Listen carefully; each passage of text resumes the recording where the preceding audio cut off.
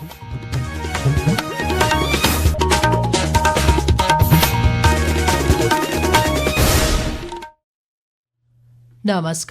ये आकाशवाणी शिमला है। अब आप राजकुमारी चंदेल से प्रादेशिक समाचार सुनिए।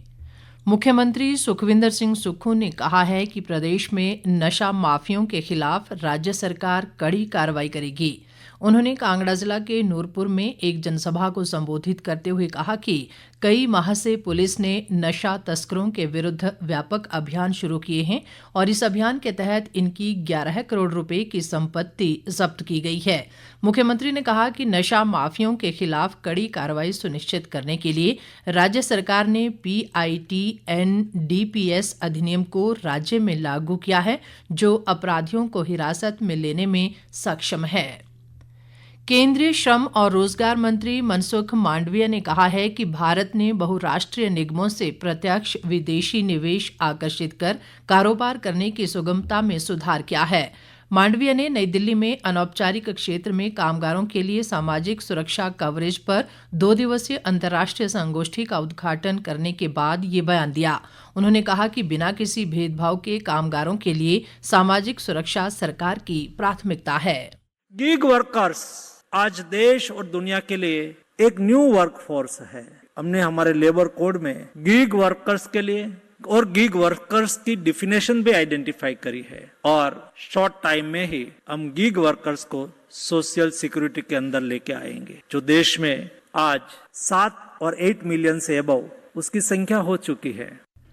राष्ट्र स्तरीय मनाली विंटर कार्निवाल 2025 की आज मनाली में धूमधाम से शुरुआत हुई। विधायक भुवनेश्वर गौड़ ने हिडिंबा माता मंदिर में पूजा अर्चना के बाद झांकियों को हरी झंडी दिखाकर रवाना किया। मौसम खराब होने के चलते मुख्यमंत्री इस अवसर पर उपस्थित नहीं हो पाए। इस आयोजन में देश के विभिन्न राज्यों से आए सांस्कृतिक दलों ने अपने अपने राज्यों की समृद्ध संस्कृति का प्रदर्शन किया। करीब 200 महिला मंडलों और स्वयं सहायता समूहों ने विभिन्न झांकियों के माध्यम से देश की विविध संस्कृति को प्रदर्शित किया। मनाली माल रोड पर विभिन्न राज्यों से आए सांस्कृतिक दलों ने अपने अपने राज्यों की संस्कृति का बखूबी प्रदर्शन किया। इस आयोजन के दौरान सरकार की कई योजनाओं पर भी झांकियां निकाली गईं। विंटर कार्निवाल में निकाली गई झांकियों में देश की विविध संस्कृति को देखने के लिए लोगों का भारी जनसमूह उमड़ा। स्थानीय लोगों के अलावा विदेशी पर्यटकों ने भी इन खूबसूरत झांकियों को अपने कैमरे में कैद किया। इस आयोजन के दौरान मनाली की सड़कें देश की विविध संस्कृति के रंगों से सज गईं।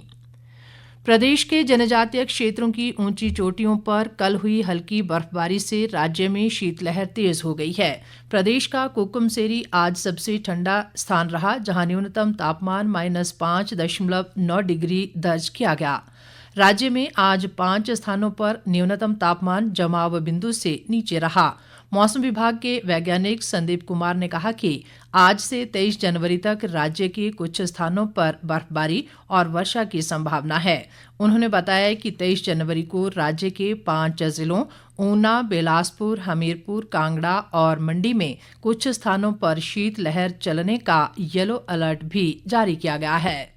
बीते 24 घंटों में देखिए डिस्ट्रिक्ट किन्नौर में मूरंग में हल्की बर्फबारी दर्ज की गई है। जो प्रदेश में जो तापमान थे न्यूनतम और अधिकतम तापमान ये दोनों सामान्य से अधिक चले 3 से 5 डिग्री। 20 और 21 तारीख को आज जो है डिस्ट्रिक्ट किन्नौर, लाहौल स्पीति, कुल्लू के जो हाई रीचेज हैं और शिमला के जो हाई रीचेज यहाँ पे 1-2 स्थानों में हल्की बर्फबारी होने की संभावना है। फिर 22 तारीख को भी प्रदेश में मतलब एक्टिविटी है वो लेट नाइट शुरू होगी। अब 22 तारीख की लेट नाइट या 23 तारीख की अर्ली मॉर्निंग से एक वेस्टर्न डिस्टर्बेंस प्रदेश को इफेक्ट करेगा। इसके चलते जो रेनफॉल एक्टिविटी जो है स्पेशली हमारे डिस्ट्रिक्ट सिरमौर, सोलन है, बिलासपुर है, यहाँ पे बारिश होने की संभावना है लाइट टू मॉडरेट। और जो हमारे क्षेत्र हैं किन्नौर, लाहौल स्पीति, शिमला, कुल्लू, मंडी है, इवन सिरमौर के जो हाई रीचेज हैं यहाँ पे लाइट टू मॉडरेट स्नोफॉल होने की संभावना बनी रहेगी। साथ में जो क्षेत्र है हमारे चंबा है, कांगड़ा है, ऊना, हमीरपुर यहाँ पे हल्की बारिश होने की संभावना है इसी दौरान 23 तारीख को।